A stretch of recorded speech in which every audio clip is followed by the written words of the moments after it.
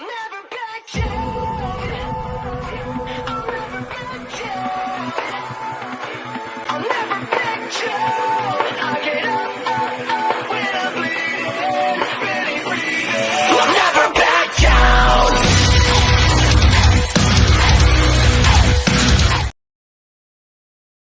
Welcome back, everybody, and we're back for another edition of Beyond the Mat podcast. It's me, it's that MATT, and we're here again to talk about professional wrestling.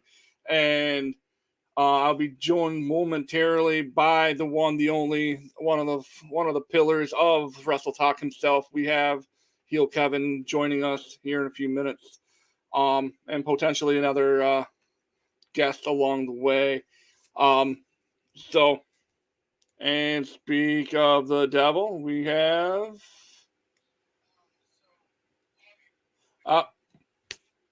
he will be here right next to me in a few short moments.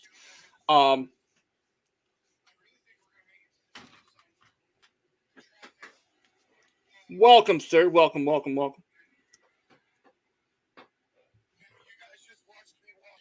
Hey, can you hear me? Yep, we are good. Welcome to the show again.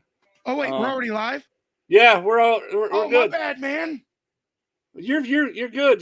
Hey, it's better you be late than me be late. You know what I mean? So hey, my bad, man. I'm only late by like 2 minutes though. 2 minutes. 2 minutes is the general theme for football teams that you like too. Apparently. What you trying to say, man? What you trying to say? Just like the I told my wife, I'm just like the Buckeyes. I only need 5 seconds.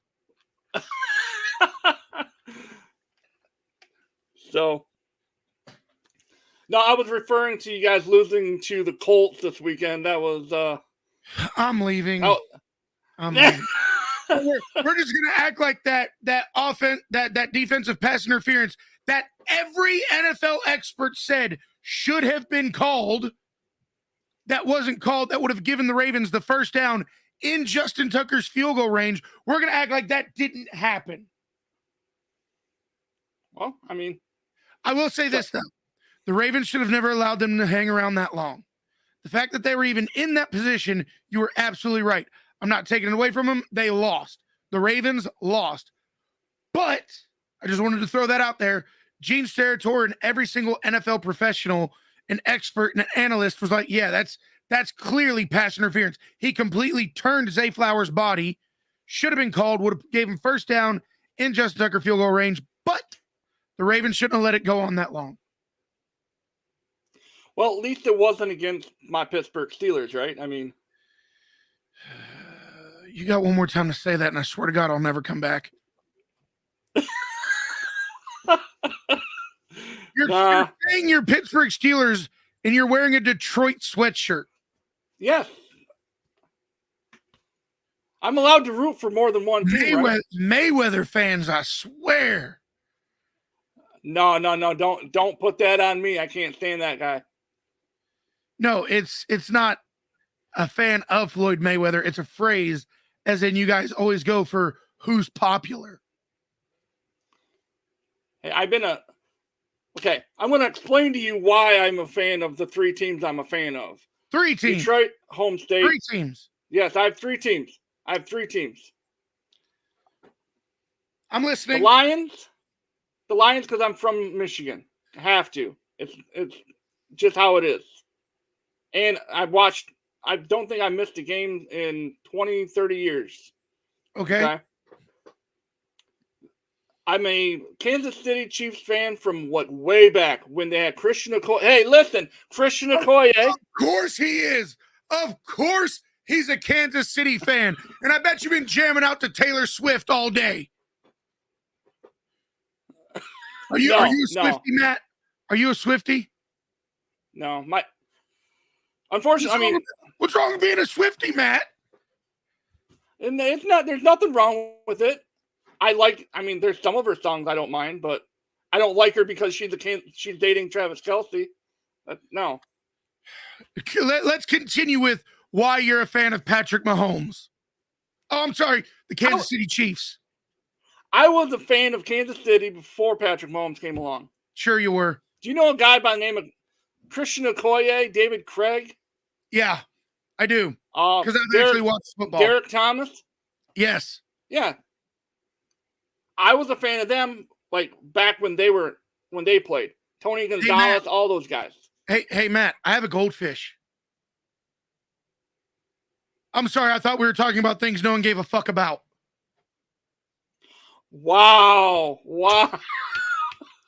I guess I shouldn't have shat on the Ravens for losing to a awful You probably Colts shouldn't team. have. Anyway, and I'm a Steelers fan because they were on my TV. Listen, they were on my TV every Sunday because of regional broadcasting before I was able to get cable television. So they just became, and I was a Bill Cowher fan. I love Bill Cowher as a head coach. Okay, so here's a little bit of Steelers trivia for you. Do you know why the Steelers logo is what it is? That I can't tell you. On top of that, do you know why the Steelers are the only team in the NFL that only has their logo on one side of the helmet, not both? You're gonna school me on this one, so go ahead. So the Steelers logo was originated because the people who were obviously the steel mills, they couldn't read. Like that, I'm not making a joke. That's legitimately what it was. People were leaving school and going to join the steel mill to make money, and they couldn't read. So what they did was there's 3 raw ingredients when you make steel. I forget what they are, but one's like raw steel, one's another chemical, and then one is the finished product. And each ingredient had a different colored diamond on it. So raw steel was a red diamond. The chemical was a yellow diamond. The finished product was a blue diamond. So that told them, for the people who couldn't read, what stack to either pull from or to put their stuff in, because, again, they couldn't read. So when they came up with the Steelers, they combined those 3 diamonds, those 3 colors, and that's how you got the Pittsburgh Steelers logo. Now, the reason they only have the logo on one side of the helmet, it was a massive, massive, massive misprint. It was supposed to be on both sides of the helmet, but when they were filing the patents and everything and submitting the logo, they didn't, they checked the wrong box. There was a box on the form because at the time you were able to have 2 different logos. You can have one on the right, one on the left. So they put the Steelers logo and they put left side or right side or whatever it was, and they never put anything on the other side. And after they received the helmets, it was going to cost way too much money to send them back, have them put it on the other side, and come back. So they just left it as a misprint. Nice. Okay. I know more about your team than you do. No. I mean, I guess that's what happens when you have to divide your attention amongst 3 teams. Facts. I will say this.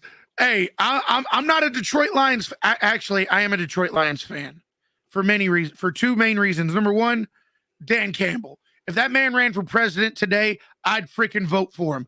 In Dan Campbell, we trust. But the main reason I'm a Detroit Lions fan, and I'll go and grab it for you. I have a really cool piece of Lions memorabilia that I don't think a lot of fans have, and you'll probably lose your mind over this. While I'm looking for it, name some of the key moments in Lions history. That's exactly what I thought. None. I mean, getting screwed over by every referee in the league. Yeah, that's one.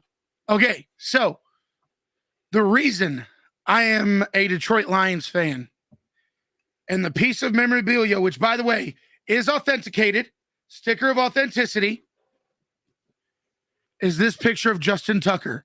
Because it's the day he set the NFL record for the longest field goal in NFL history against the Detroit Lions on their field. Not to mention, Matt, before this one happened, before the longest field goal in NFL history, Justin Tucker had the second longest field goal. So he now holds the record for the first and the third longest. Do you want to take a guess at who the other one was against? The third longest field goal in NFL history? It was against the Lions. Both of them on their field.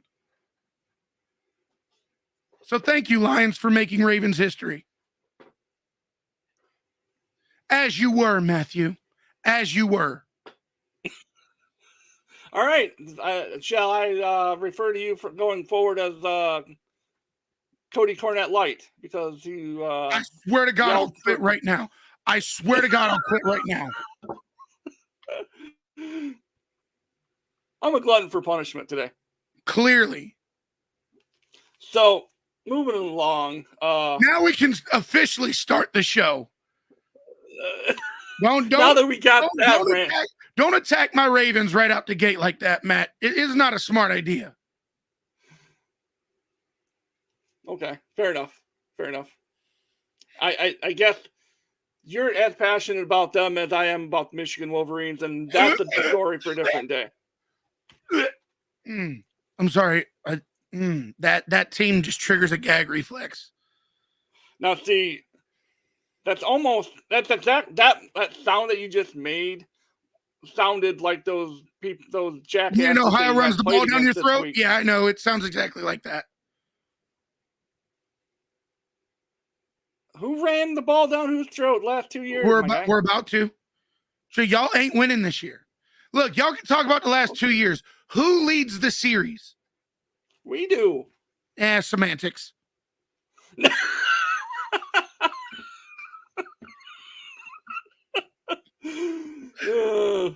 Give or take. This is fun, man.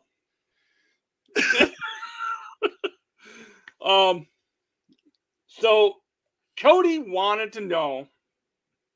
Not in the chat. He sent me a message. He goes, "Do you mind if I am your special guest this week?" Because he would love an opportunity to be on the same show as you. Cody and I have never been on the same screen together. That's what he was saying. So we were for like 30 seconds. Cody, if you're out there and you'd like your official season 2 spot, my brother had other things he has to deal with. It's time. You'll get grilled by both of us. This is question and answer time. Kevin and I are going to be asking the questions. So if you want the hot seat, let me know. He said, bring it. Matt, you're volunteering me for stuff. Well, I mean, I'm fine with it. I'm absolutely fine with it. What I meant was you're saying that we're going to be asking questions. I have no questions prepared. Well, I mean, sometimes that's the best. That's the best run at it. Off the dome, because I know you're smart like that. Yeah, because I'm not a fucking Michigan fan. Jesus Christ, I'm telling you what.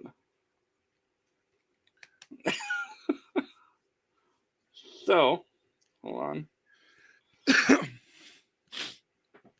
So when's the last time you guys had a Heisman winner? When's the last time you guys had a national championship? 97. Yeah, we've first ever college playoffs champions. First ever. You're gonna be hanging your head on that. First ever. First ever. It doesn't matter who happens next. There's only ever going to be one first, and it was us. Beat Alabama. Winningest program in NCAA Beat history. Oregon. Who is it? Yeah.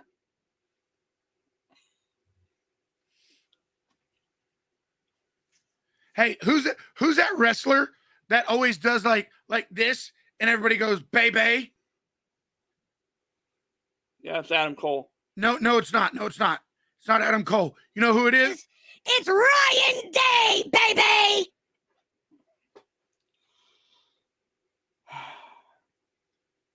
Why do I gotta be on bottom? This big sweaty motherfucker on top of me. Why am I on the bottom?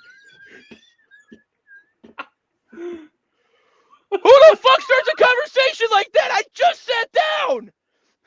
Cody, be honest. You've been sitting all morning. Shut up.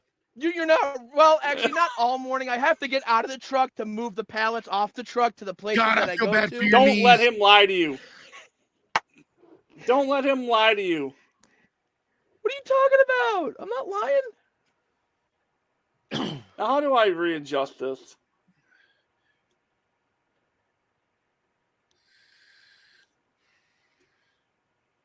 There. That's better. Now, Kevin, because I respect you and I respect Matt, I will be on my semi-best behavior. Fuck that. If you're gonna do something, just be yourself. No, I will still be myself. I just because I know how you like treat this as your job because you have to. I don't want to say anything that would associate you in a bad light. I'll take care of it right now. Anybody watching this, Cody doesn't speak for me and I don't speak for him. His opinions are his, mine are mine. Say what you want to say. Okay. There. That's all I need. Now I caught a lot of we'll start off with a big one. And I caught a lot of heat yesterday on TikTok. Can I just say something real quick? Kevin, I agreed with everything you said about last week about Josh Allen. Okay. Can we now say Lamar Jackson is overhyped as well?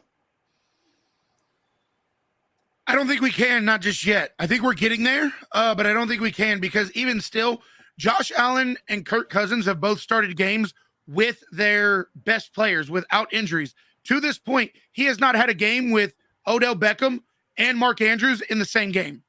When that happens, if he still drops the ball, absolutely, I'll be the first one to say it. But if we're going to compare them, we need to compare them when they're at their best. We've seen Kirk Cousins at his best. We've seen Josh Allen at his best. We haven't had the opportunity because of the injuries. Now, that doesn't take away.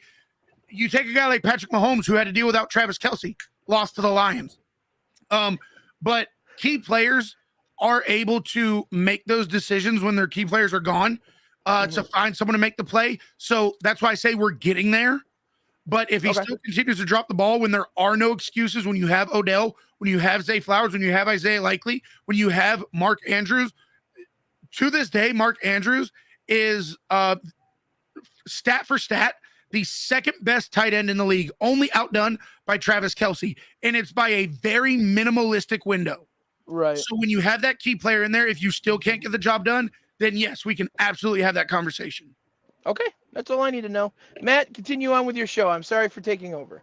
No, you're fine. So the topic that I got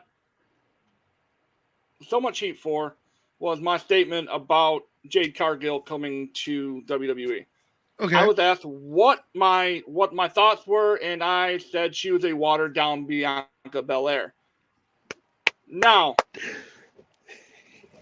I want we'll start with Cody and see what his opinions are, and then we'll swing it back up to you, or we can go vice versa. Go ahead, Cody. Well, I want to go back to what happened last week because Kevin said that Jade Cargill wrestles like a wet napkin. Yep.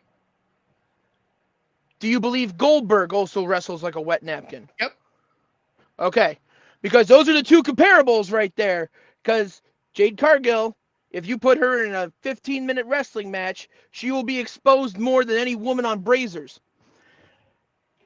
It is just so weird, how Jade Cargill in 2 years in AEW went only 50-0 and then took 2 losses and then said, sayonara, I'm out, bitches. That's A, weird, and B, they did the right thing by giving her the Goldberg streak because she doesn't have much wrestling ability. Now, to your comment, Matt, saying that she's Bianca Belair light, or a watered-down version. No, watered down. Yeah. Right. A watered-down version of it. I can't really agree with that because Bianca Belair could actually fucking wrestle. That's questionable. Questionable at best, yes, but she has had bright spots, especially against Charlotte and against Becky Lynch 2 years ago at WrestleMania. So 2 of the greatest to ever do it. She had a good match, or had a couple spots with 2 of the best in the game. Those are just 2 examples that I can come up with off the top of my head. If I watched all of her matches, I could probably find a few more. I could look pretty damn good against a guy like Seth Rollins. I've never even laced up the boots. Seth Rollins could wrestle the broomstick. Could wrestle a mop tonight. He could actually him up wrestle a and blow up he- doll and make it look good, unlike Omega and Ibushi. So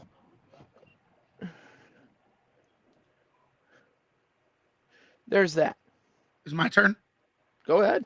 Okay, Yeah. so I don't think Jade Cargill is comparable to Goldberg.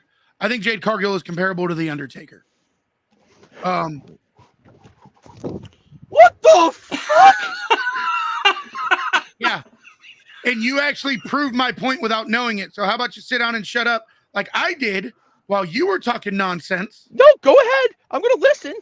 Okay, so I'm just yeah, shocked. I completely stand by my comment that in AEW, Jade Cargill wrestled like a wet napkin.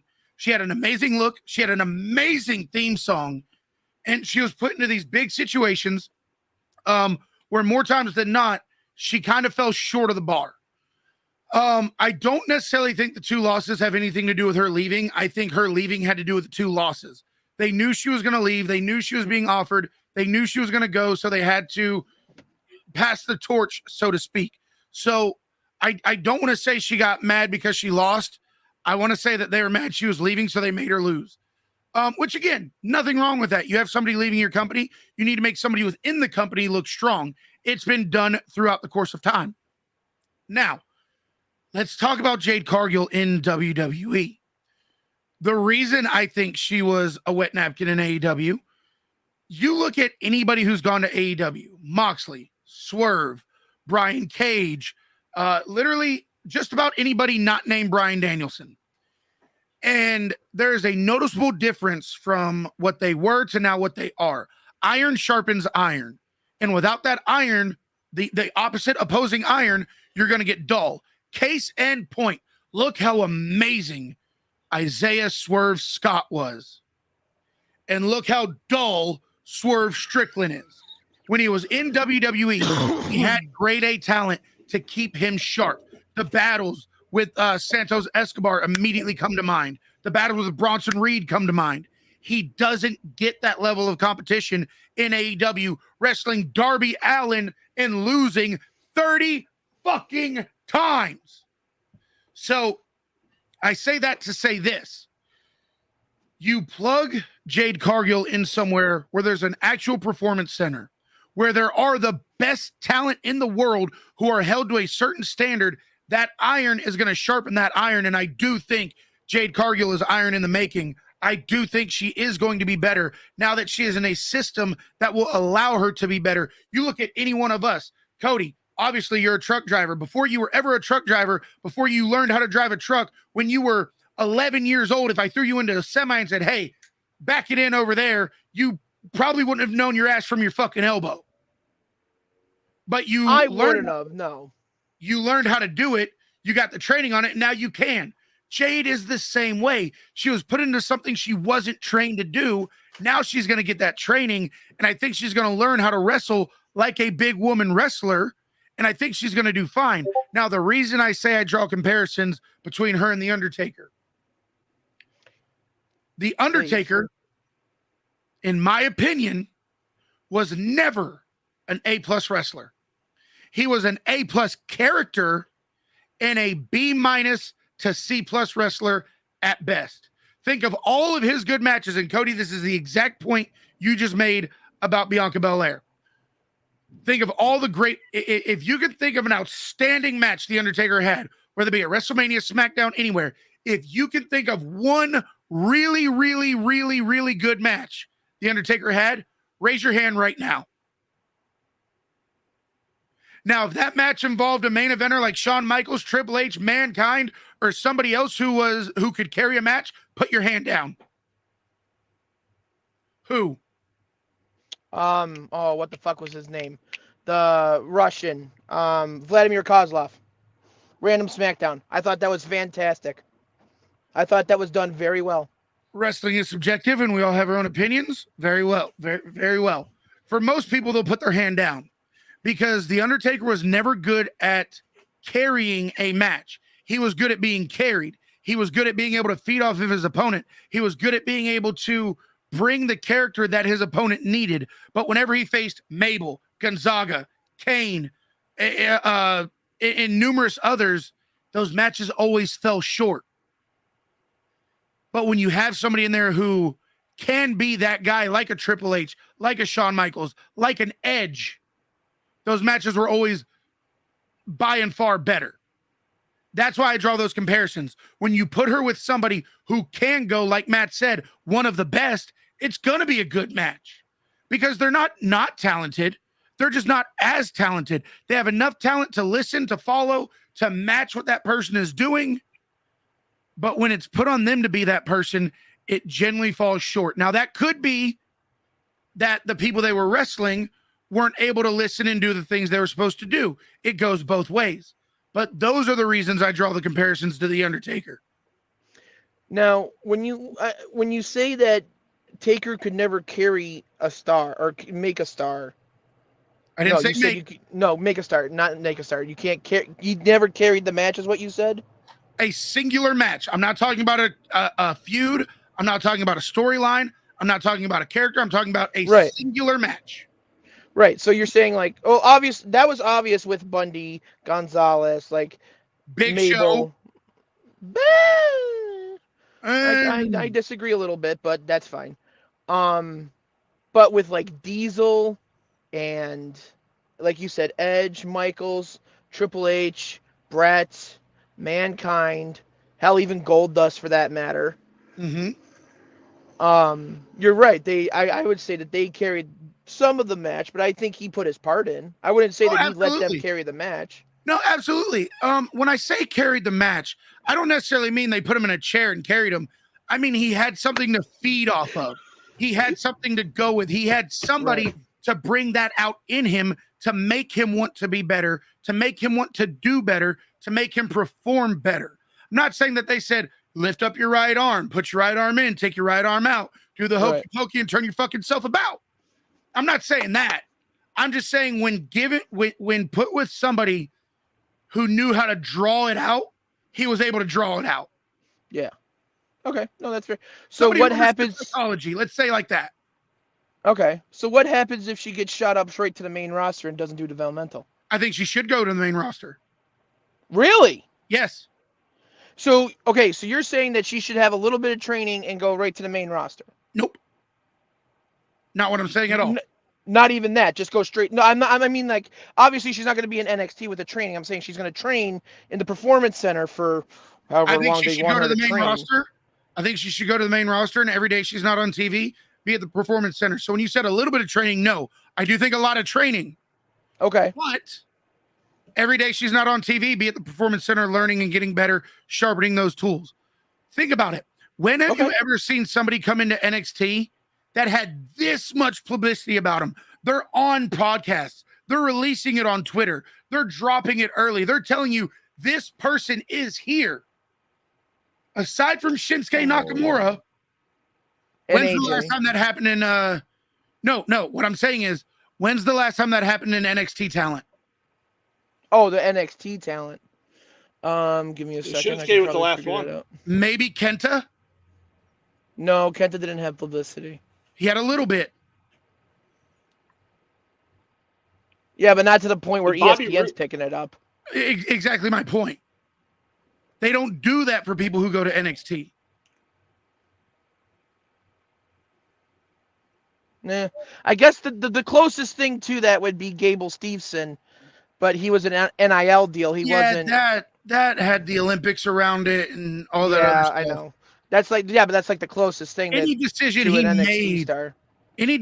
made, if he decided he wanted to go churn butter in Acapulco, they would have covered that shit on ESPN.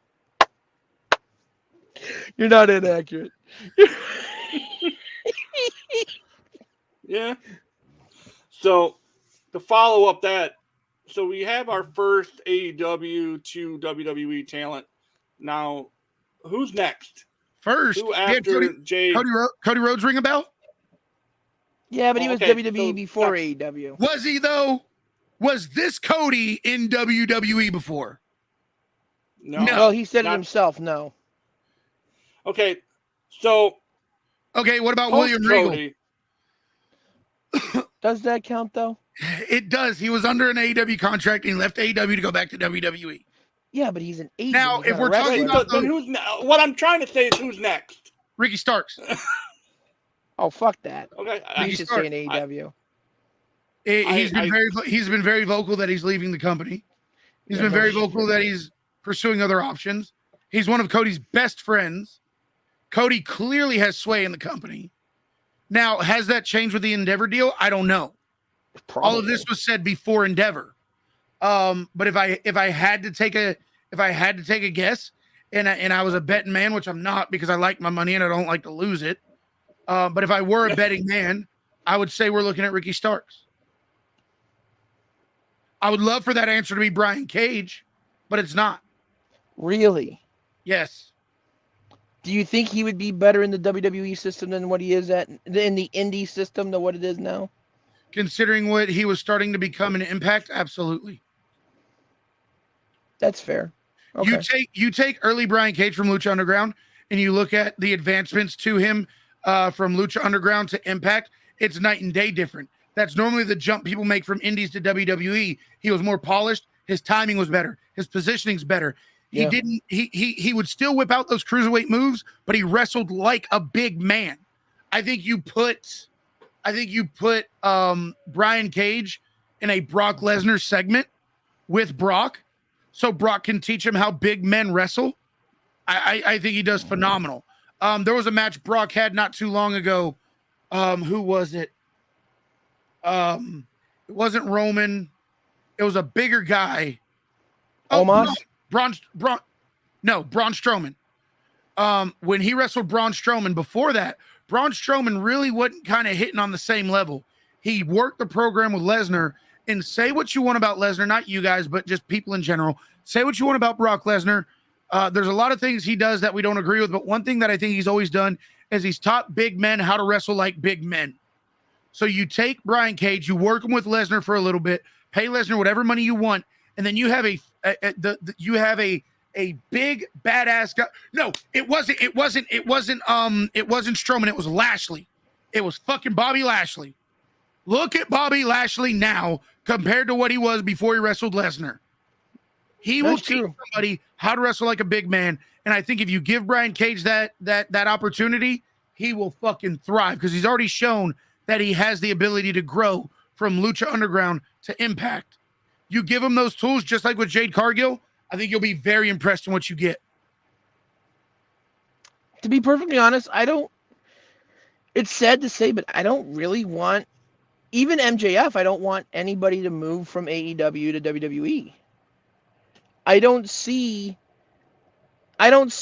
an upside to anybody going to WWE other than learning the craft to learning the craft, because Jade Cargill, Ricky Starks, plethora of others have gone on interviews and said, you don't see the upside of a House of Black versus Judgment Day feud?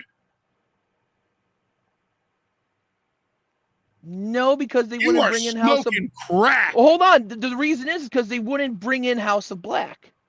I'm saying if they did, this isn't a factual question. This is a hypothetical. This is a opinionated question. In my opinion, if they did take the House of Black, there's plenty of market value there. I feel like they would change it. Maybe they would.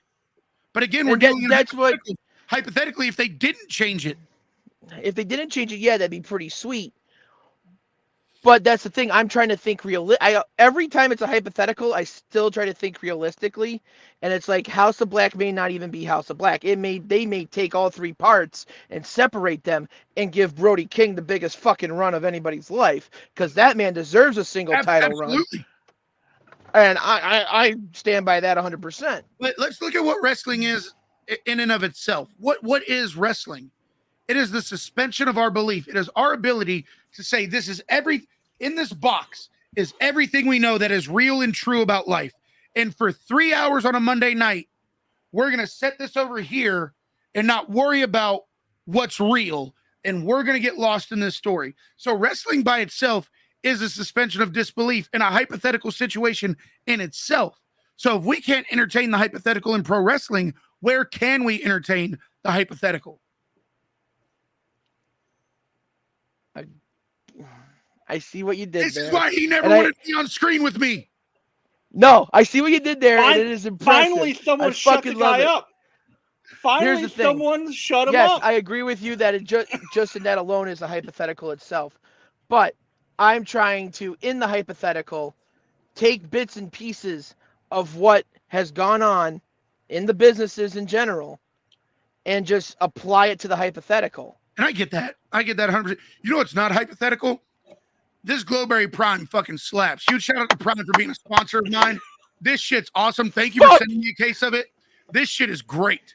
What a fucking cheap plug. I love it. Hey, I got to get mine in when I can, man. But here's the thing.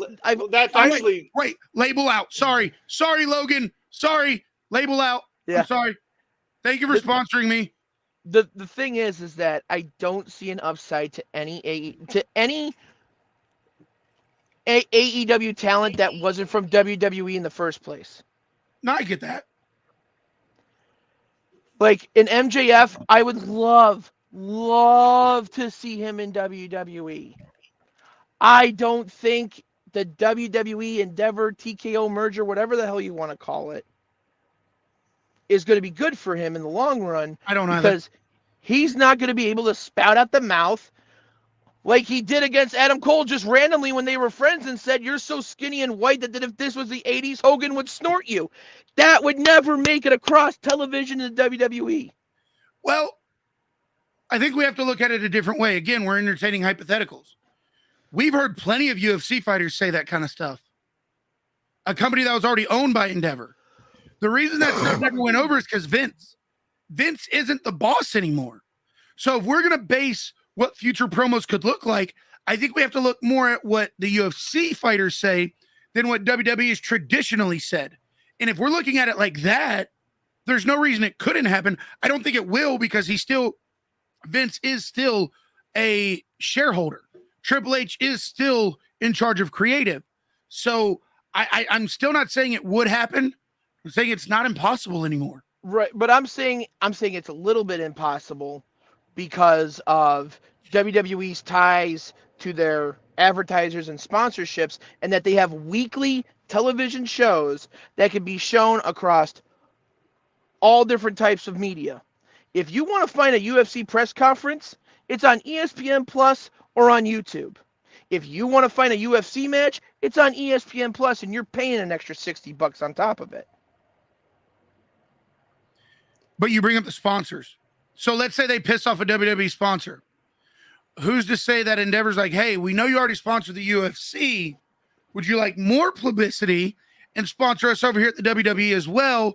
And now they just replace that sponsor that they may or may not have lost. We can do this dance and go round and round, and there's many different outcomes. It's the goddamn multiverse. Every time you make one idea or you make one scenario, it branches off into these 5 different ones, and then those 5 different ones branch off into their 5 different ones. So there's many different avenues we could take. I think they're all very valid points.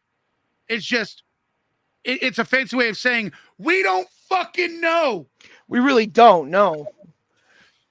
I mean, my best educated guess is that it would be something about the advertisers or sponsorships, because if MJF went off on someone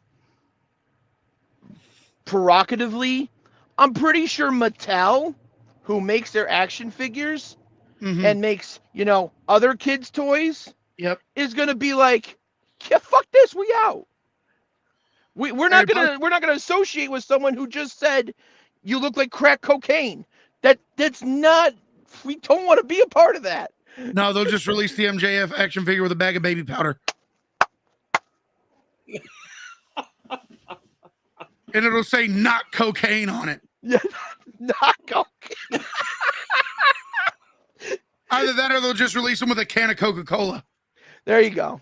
No, it's just one of those things. Like I've really focused heavily on the business aspect of the professional wrestling business, on top of the actual storytelling and the in-ring work and everything. I have focused really heavily on the backstage stuff because it intrigues me, because you don't hear this shit about the NFL, the NBA, the NHL. This is not a point of conversation for those groups. For the WWE, it's any fan can talk about that and know what the fuck's going on.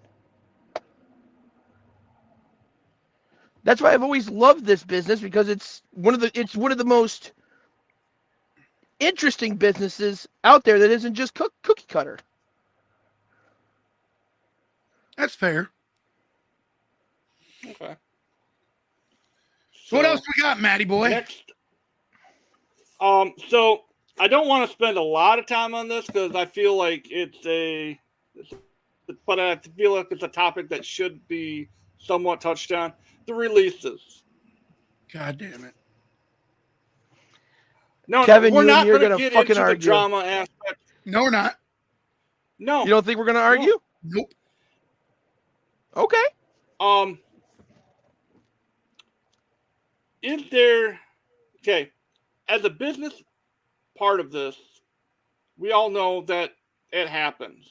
Your favorite player Justin Tucker could get cut tomorrow. Shut your fucking mouth. Shut your fucking mouth. You shut up right now. Don't you dare take that man's name in vain. Holy shit! Wow! Boy, I tell you right now, you got a better chance of playing checkers on a leopard's ass than coming after Justin Tucker. I'll fold your clothes while you're still in them. I'll put a nut on your head the Boy Scouts can't untie. Holy shit!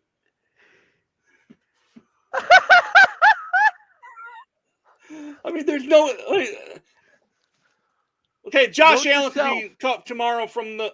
Josh Allen, Stephon Diggs, Okay. Mike Knox, anyone from any professional franchise Love it how he could be chose cut. all Bills players.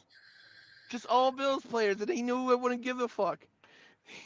Yeah, no one cares about the Buffalo I named Bills. my son after Justin Tucker. You named him Tucker? Yes, my youngest son's name is Tucker. After damn- Justin Tucker. I was trying to make a joke, damn it. I was really hoping you named him Justin. Nope. My youngest son's name is Tucker. Named him after Justin Tucker. That's funny. But the main point is, we all know it happens.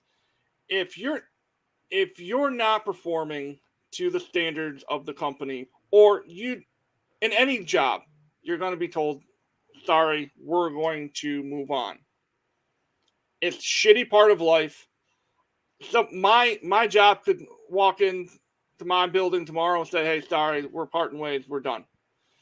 They could do that to Cody. It's just a part of life. Mm-hmm. Because we have an emotional attachment to these people, because we see them every week on TV, I understand why we get a little bit caught up in that. Totally understandable. Yep.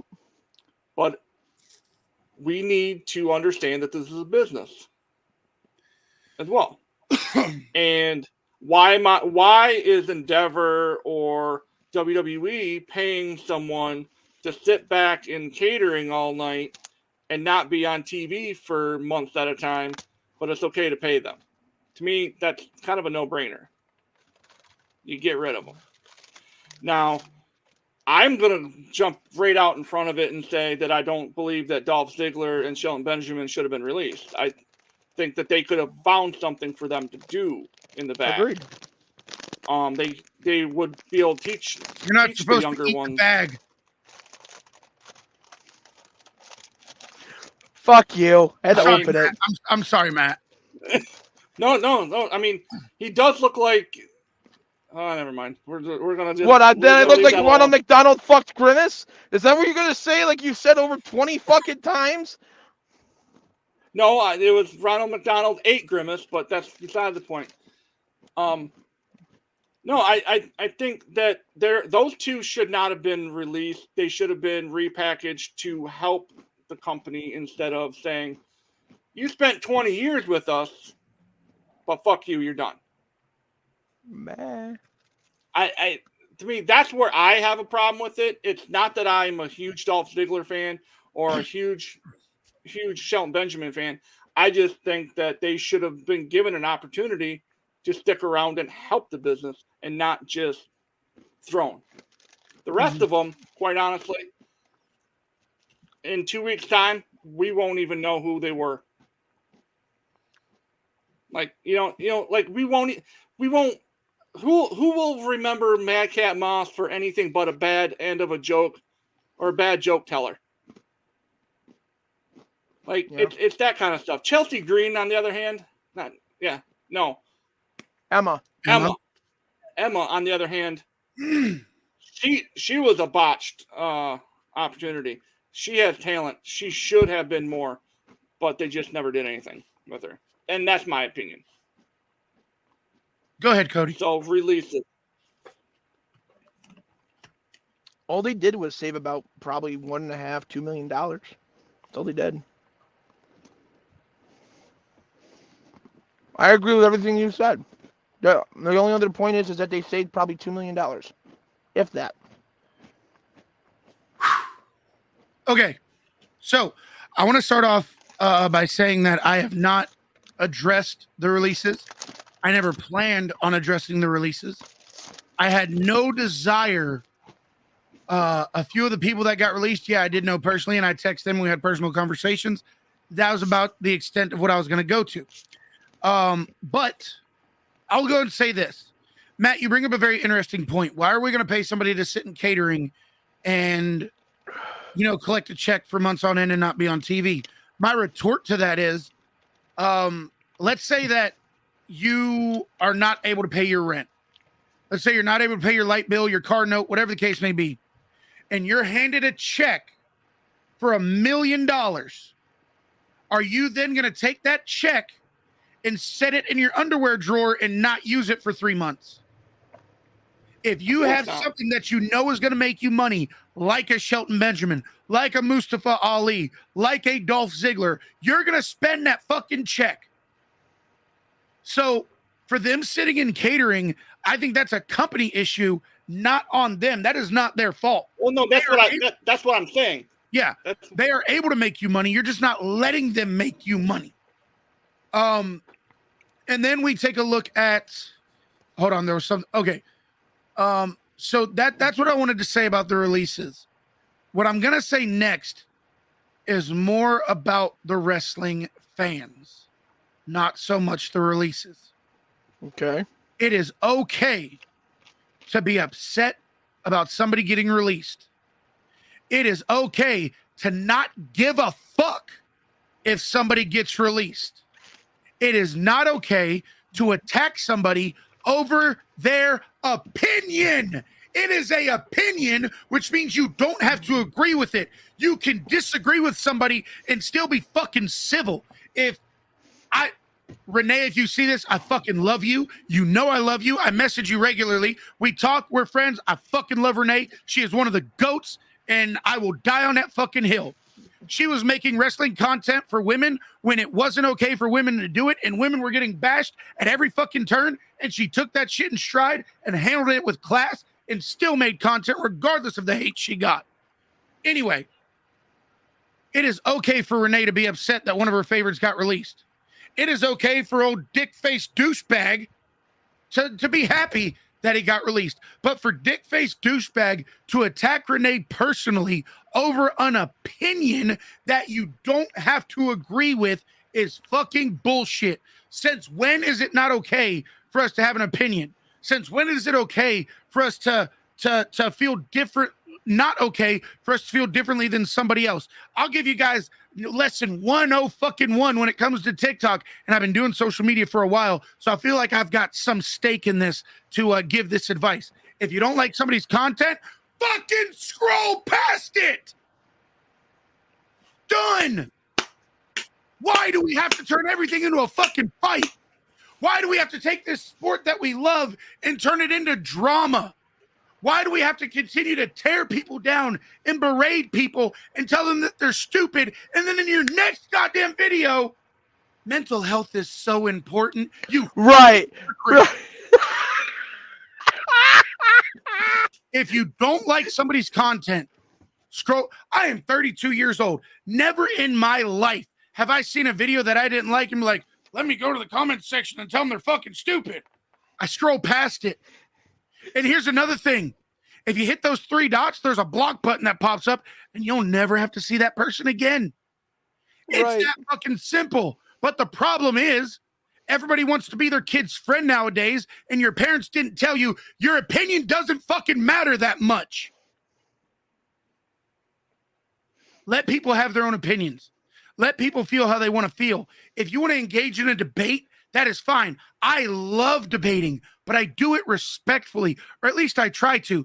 And on those rare occasions where I do step out of the line, Matt, you know this. Cody, you know this. I'm the first one to apologize when I cross the line because I'm not perfect. I'm human like everybody else. And I've crossed the line numerous times, but I'm the first one to admit it. I'm the first one to hold my L, and I'm the first one to try to make myself better. If you want to have a debate, that's fine. Be a disrespectful little shithead is the fucking problem. I know I ran it for a while. I apologize. I said what I needed to say. No, that's why I wanted to ask you that question, because on my Twitch channel, I'm one other thing, and this isn't a plug, but on my Twitch channel, I always get people come in and they say, "Oh, I don't like this person," or "I disagree with you on this."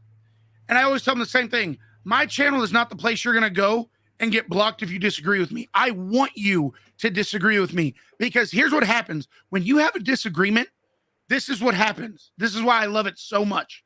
When you disagree with me, we're going to have a conversation, or at least I'm going to try to have a conversation. And then if you can present it to me in a way that I've never seen it before, or a way that I've never looked at it before, now I'm looking at it in a way that I didn't even think was a thing. Now I have a new appreciation for it. Now my love for pro wrestling has just grown even more. So how is it a bad thing to disagree with somebody? Wrestling is subjective. It means different things to different people. That's why we all have different favorite matches, different favorite wrestlers, different favorite promos. We're allowed to be fucking different. How boring would this be if we all agreed? Exactly. And I've always said we're getting butthurt at each other. We're getting pissed off at each other. Or certain people are getting pissed off at each other over a sport that has a predetermined outcome. There's a few people. How stupid are we at that point? There's a few people, very, very few people, that I will charge through the gates of hell for.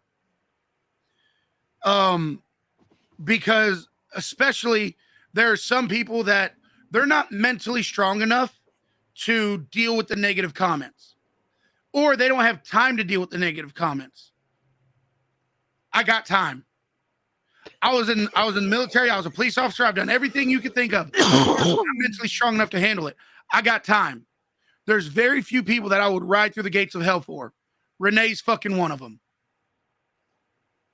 Now, can I bring something up? What's up? Okay. Now, what up, Scott? I know. Good to know, Scott. Glad to know that things are getting better. Hey, yo. I had to do the Scott Hall for Scott. I had to do yo. You brought up that obviously a couple of your friends. I know that you're friends with AJ, who is top dollar in WWE. Mm-hmm. You probably hurt for him because, that's your friend. You don't want to see your friend lose your job. But if you and with Renee, you got to know AJ. You didn't really need to know top dollar. You got to know AJ. She got to know Nick Nemeth. So I can understand, and she was a fan before she got to really meet him and get to know him, and I understand that. But now she feels a certain sort of way because it's her friend losing their job. Mm-hmm. If you're like a casual fan and you're the one starting the riots, you need to get your ass in check. There's no reason for a casual fan to get so butthurt about someone talking about the wrestlers losing their jobs to the point of people might harm themselves. I disagree. I don't think anybody should harm themselves. Well, yeah, we can all agree on that. I think people are allowed to have their own opinions. Agreed. But even if you're just a casual wrestling fan, so I have a friend of mine who was very close with his father. Him and his father were inseparable. They did everything together. And they would sit down and they would watch wrestling together. And both of them really, really loved The Undertaker. That was their favorite wrestler. Well, unfortunately, they didn't have a lot of money. There wasn't a lot of family heirlooms. There wasn't a lot of things left for him to remember his dad by or anything like that. But one thing that they did was they watched wrestling, and they bonded over their love for the Undertaker. When the Undertaker retired, when the Undertaker retired, now 3 years before the Undertaker retired, my friend's father passed away. Right. Passed away from cancer. Very painful, very heartbreaking to watch his body just quit on itself. Right. Just deteriorated. Lost hair, basically withered away. Yep. It was a very hard thing to sit back and watch. It is. But when his father passed, one of the things that still made him feel that connection is when the Undertaker would come out and wrestle, when the Undertaker would cut a promo, when the Undertaker would be there. It made him feel for just a split second that his father was still sitting next to him, that they were still watching wrestling. So when the Undertaker retired and he knew he wasn't going to have that anymore, he broke down because for him, he was losing a piece of his father all over again. He never talked to the Undertaker. He never met the Undertaker, never had an Undertaker autograph, nothing. Had Undertaker action figures, but that was about it. Me and a buddy of mine, we raised money to buy him the Undertaker Legacy belt. So he has that now. But before that, literally nothing. He was a casual fan, but he had that connection that really made him hurt when the Undertaker stepped away.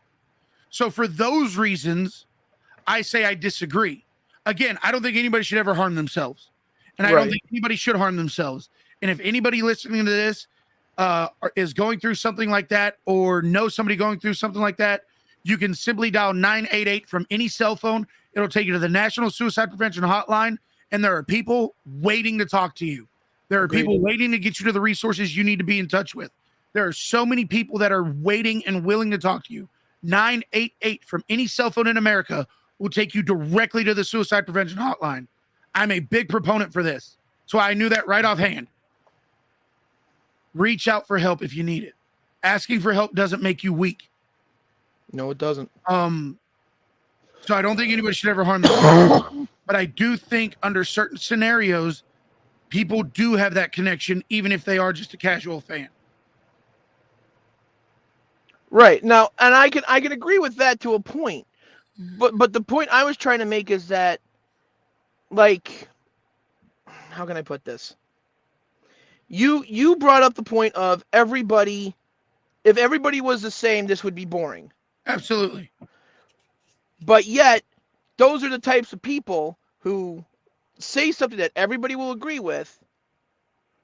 Those are the ones that gets like the video views, the likes, the comments, shit like that. Because they're saying the general consensus, and it's like 50,000 people will say the same general consensus, and they all get the same amount of views.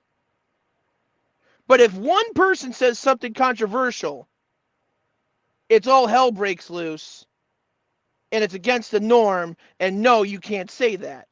And I'm glad you brought that up, and here's why that happens. Because exactly what I said after that. Scroll past the fucking video.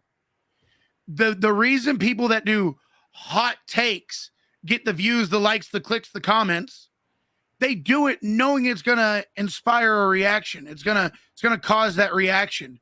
If you don't like it, scroll past it, and I promise you, because that's what they're doing it for. They're doing it for likes and clicks. If you rob them of the likes and clicks, they're not gonna do it anymore. Right. The people who are the people who are making statements that people agree with, you watch the video and go, yeah, that's very true. Then you scroll to the next video.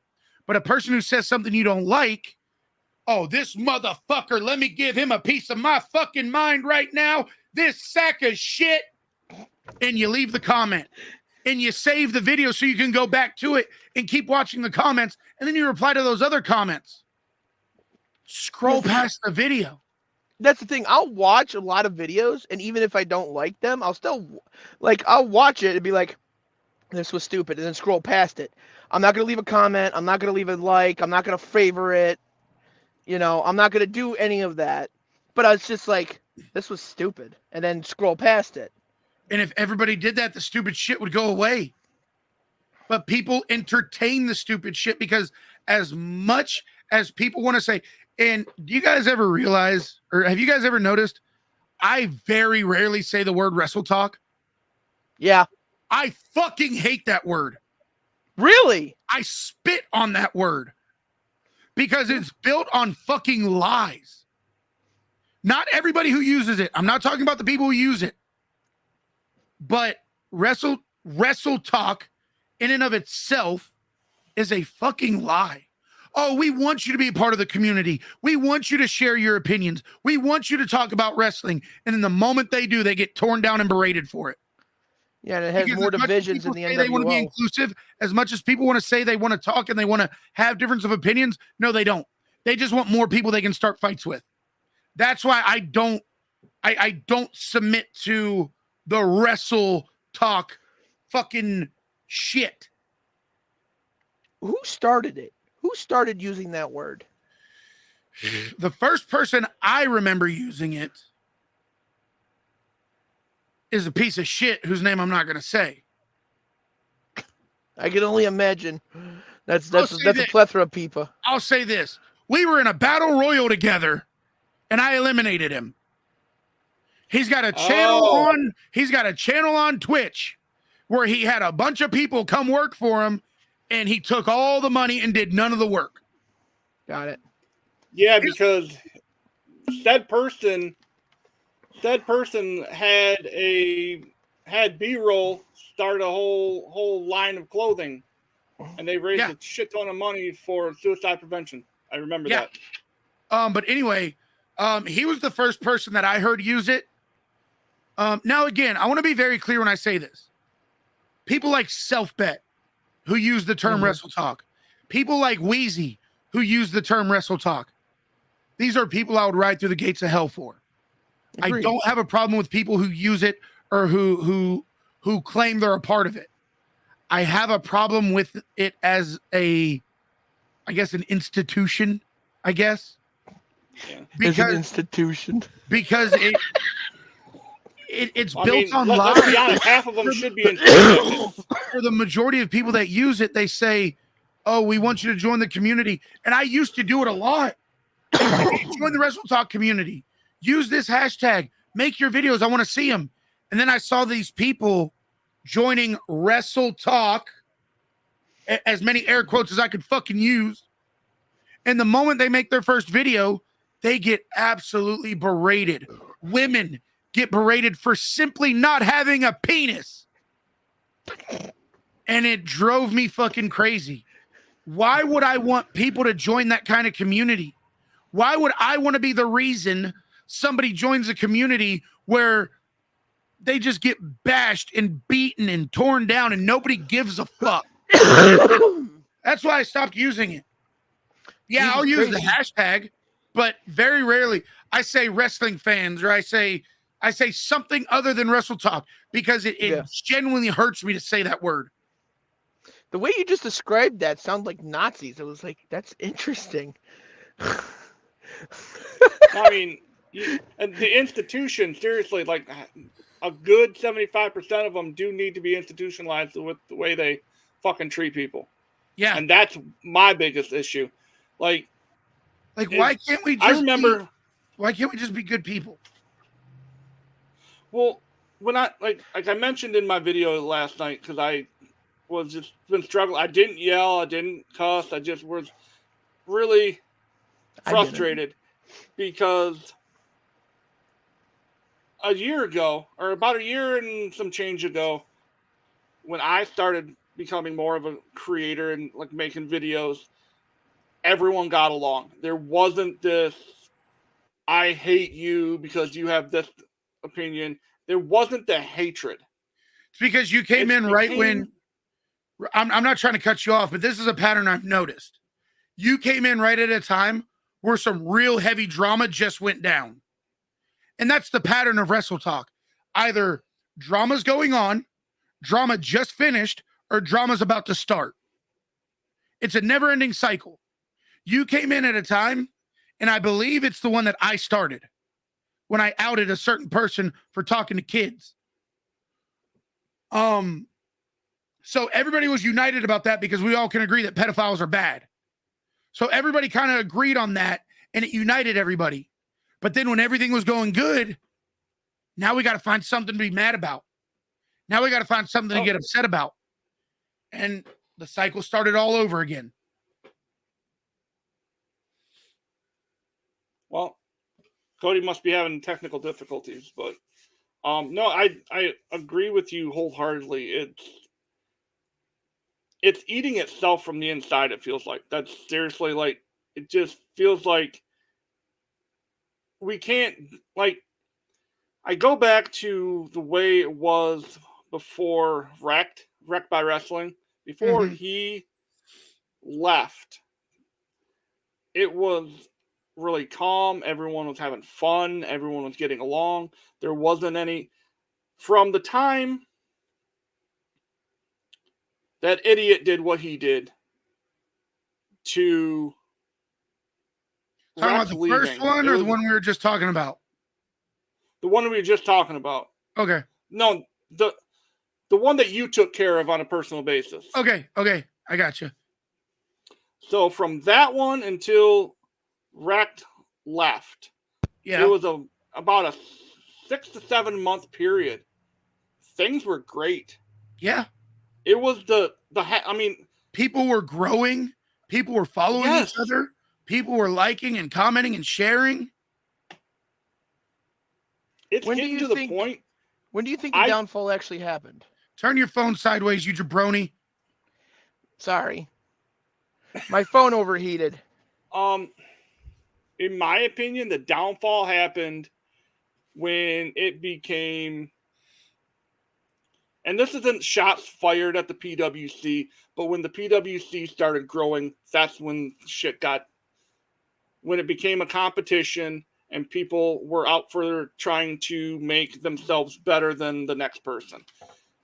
That's when, in my opinion, it started kind of doing a slow nosedive. That's my opinion. Okay.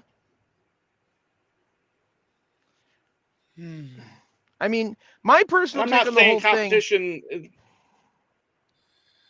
Oh, go ahead. No, I'm not saying competition is a bad thing because it's absolutely not. Competition. To call back to what Kevin said earlier. I mean, the piggyback off of what Kevin said earlier, iron sharpens iron. 100%. If I like what Kevin's doing, I want to try to like up my game and get to the next level. And that's how it should be. But once you get money and trying to outdo, once you start trying to bash this person because they're doing this, instead of saying, all right, time for me to. Yeah, that's why I don't go after creators. I don't go after anybody. I just say controversial shit for the sake of saying controversial shit because it's partially what I believe. Like the one that gets everybody pissed off is that I say that, there's always like a group of 3 that run each generation. Warrior Savage Hogan, Brett Michaels Taker, Cena Batista Orton, the Shield would be this generation. And then for the Attitude Era, Austin, Rock, Sable.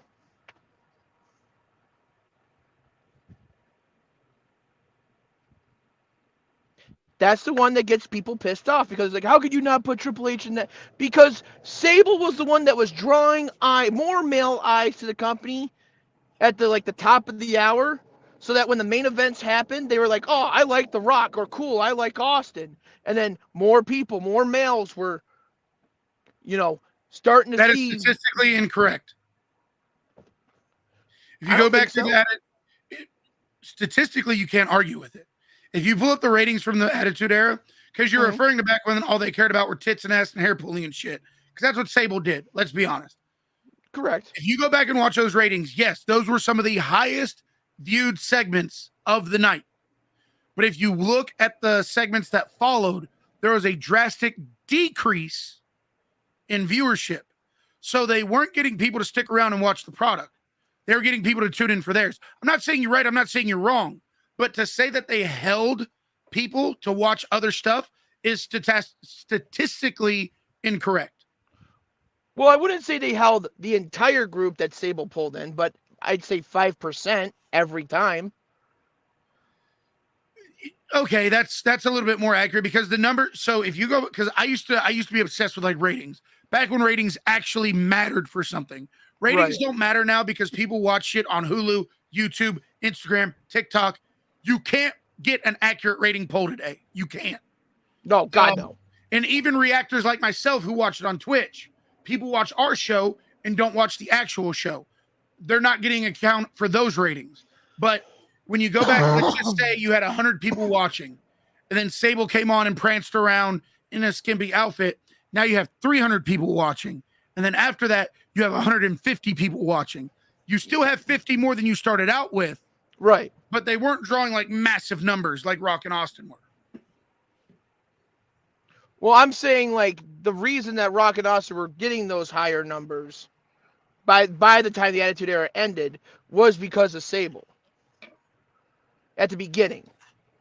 Because they were everybody was starting to see what Rock and Austin were doing by the end of 98. And then once 99 came around, it was just more or less, oh, we actually like watching this. We don't just need to watch tits and ass. We can actually enjoy the entire product. I get what you're saying. I just I don't know if I completely agree with it. But again, like I said earlier, we don't have to agree. Right. Which, by the way, I would go 5 rounds in the octagon with Brock Lesnar just to sniff Sable's panties. All I'm saying. Your wife must be so proud. She really isn't. Wow, the look of utter disappointment on Kevin's face just it makes my day. You're telling me that if you didn't have a chance to because do I share the with same someone, you wouldn't take it? Huh? What? You're saying like who is like the top female that you wish you could get with just for like a night? My wife. My wife, yeah. Okay, other than the correct answer. My wife. Yeah. Well,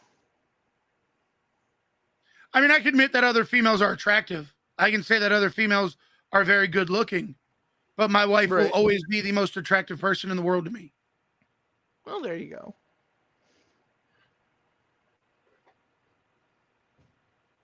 Now it's just awkwardly quiet. That's fine. Yeah. I like the awkwardness. The awkwardness is what keeps me alive. She heard me talking about her. She heard me talking.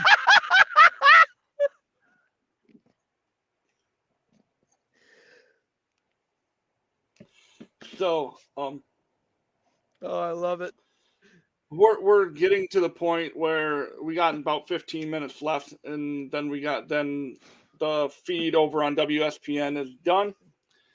We get it for an hour and a half. So Yay. Do you have any? Oh, I know you don't because you don't have any shows because you were fired. Yeah, that's right. I was fired, quote unquote fired. Unceremoniously fired for dropping words that you're not supposed to say on Can TV. I say those words on here? Like, can I say them on? No, I can't. No. That's sad. Well, if you want to hear the words that I said for why I got fired, go to my TikTok at Cordy Cornett. You'll enjoy the whole thing. Hey, Matt. My wife just called me and I need to jump off. I had a lot of fun talking to you guys. It's been great. Hopefully we get to do it again soon. Next week. But I got to. I'm on the phone with my wife. You do you, bud. Have fun. I'll see you next week. As long as my wife is working, I will be here on Wednesday. Cool. Bye, Kevin. It was good talking to you. All right. See you guys. We'll see you later. I love talking. I love Kevin.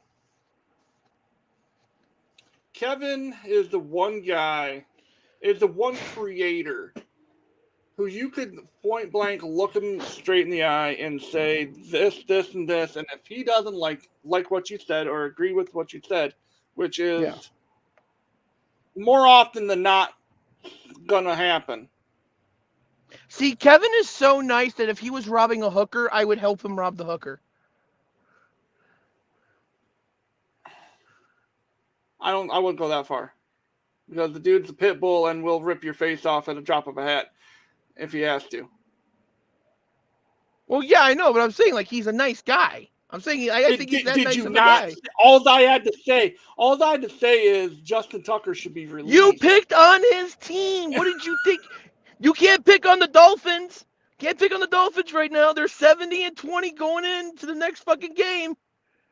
So yeah, they were also playing a college team. I'm pretty sure. practically, fuck. Who is it? The Bears and Bears and Broncos this week. If you guys want to watch that game in England. In England. Is it? I think so. That can't be No. right. The Jacksonville game's at 9:00 in the morning. Yeah, thank God. And they're doing a Toy Story But thing with it, and I'm like, why? This is great. that's weird. It's so weird. What a world we live in today. Although Broncos Bears, winner of that game doesn't go to the XFL, so Broncos. That was a good video. I think really, if you think about it, the winner of that game is going to be the ultimate loser because they're going to have one win and they're going to end up with the number 2 pick. So,